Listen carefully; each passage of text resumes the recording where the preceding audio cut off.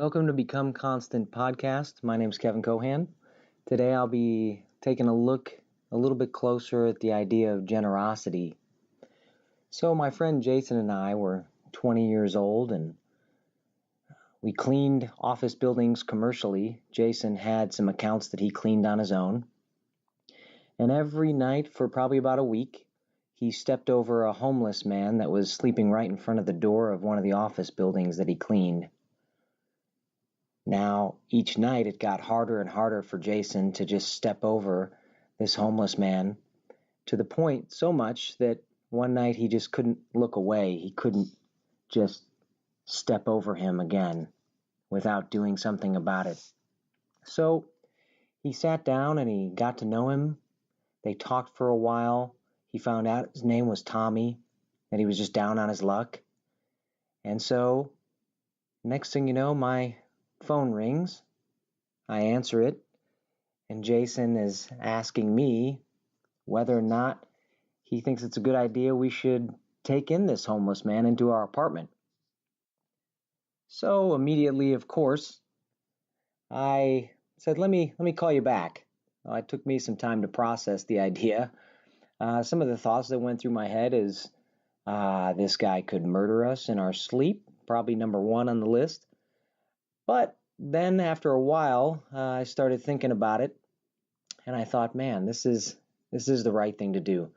So I swallowed my fears, and I called Jason back and said, let's do it.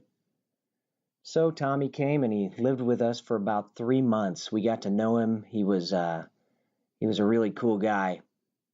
And unfortunately, Tommy went back to his old ways. We tried to help him get a job and get back on his feet, and he just stopped showing up one day. So that was sad, but it was more about the fact that we responded to the call, that to not look away, to not just step over Tommy that was down on his luck, but to do something about it. The idea is to not just step over, but to step up. Vocabulary.com defines being generous when you decide to go one step beyond what's expected of you.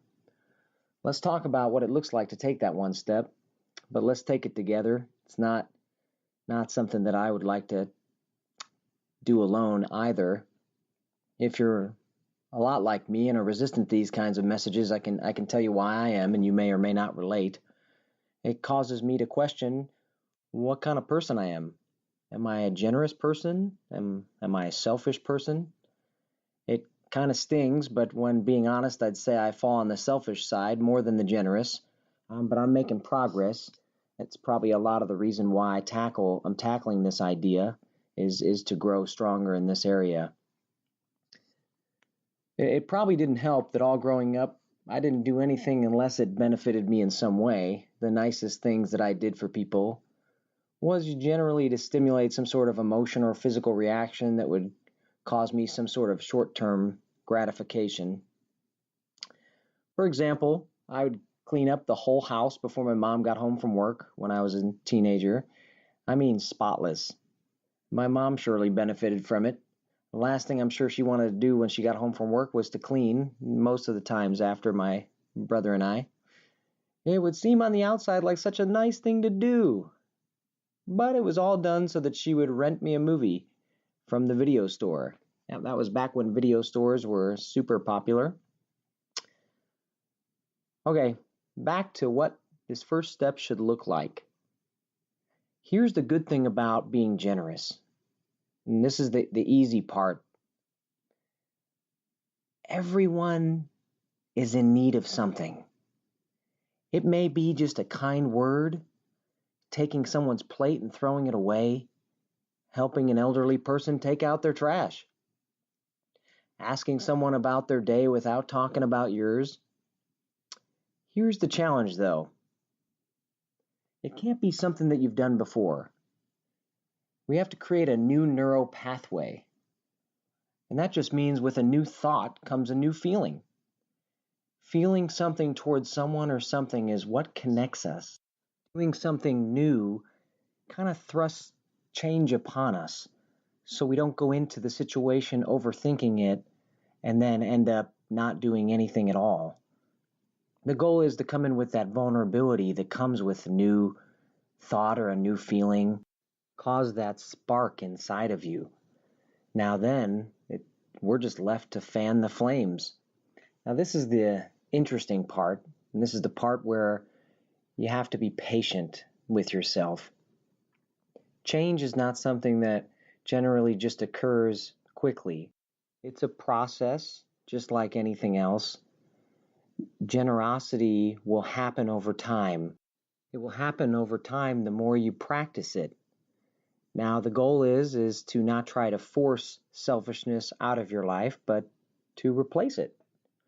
Replace it with acts of generosity. And the more you replace it, then there won't be room for selfishness to come back into your life. Unless, that is, you make room for it. At that point, it would have to be a conscious decision of your own to allow selfishness to come back in once you replace it.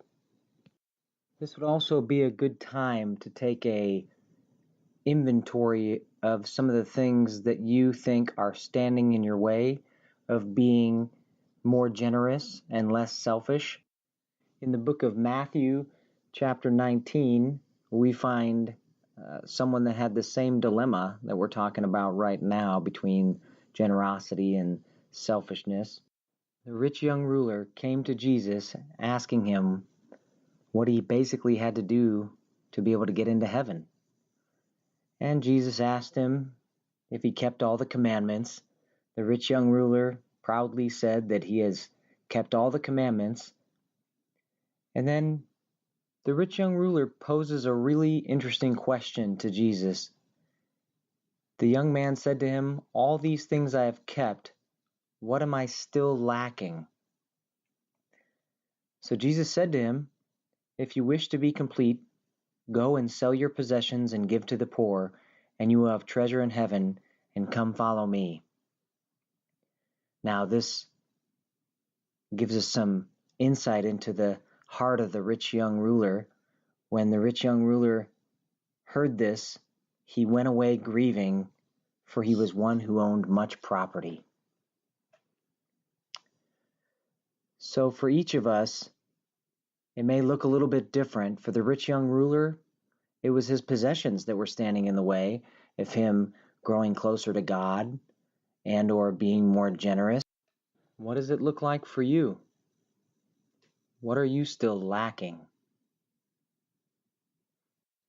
David Platt, in his book Radical, Taking Back Your Faith from the American Dream, hits the nail on the head when he says, "I realize there is never going to be a day when I stand before God and he looks at me and says, 'I wish you would have kept more for yourself.' I'm confident that God will take care of me." So how do we gauge ourselves? Art Rayner, the vice president of Southeastern Baptist Theological Seminary, lists 6 characteristics of a generous person. I think this would be a good start for us to kind of see where we're at on this list, or when we've possibly arrived at being a more generous person. Number 1, they are satisfied. Number 2, they say yes more than they say no. 3, they ask, "What can I do for you?" and they mean it. Number 4, they don't talk about their possessions. Number 5, there is a sense of levity about them. They don't feel the need to have stuff.